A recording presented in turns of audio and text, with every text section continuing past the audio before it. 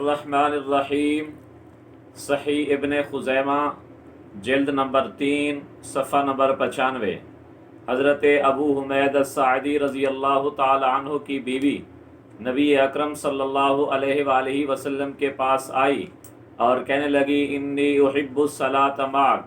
میں پسند کرتی ہوں کہ میں آپ کے ساتھ مسجد میں آ کر جماعت کی نماز میں شامل ہو جاؤں۔ تو نبی اکرم صلی اللہ علیہ وآلہ وسلم نے ارشاد فرمایا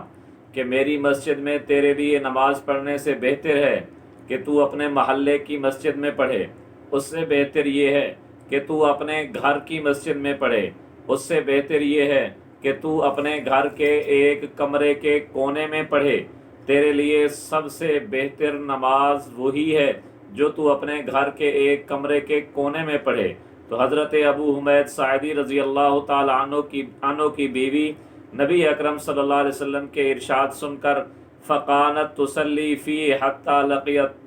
کہ اللہ تبارک و تعالی سے ملاقات یعنی موت کے وقت تک اس نے لازم پکڑ لیا کہ وہ اپنے گھر کے کمرے کے کونے میں نماز پڑھا کرتی تھی۔ اس سے معلوم ہوا کہ عورتوں کے لیے سب سے بہتر نبی اکرم صلی اللہ علیہ وسلم کے فرمان کے مطابق اپنے گھر کے کسی کونے میں نماز پڑھنا ہے۔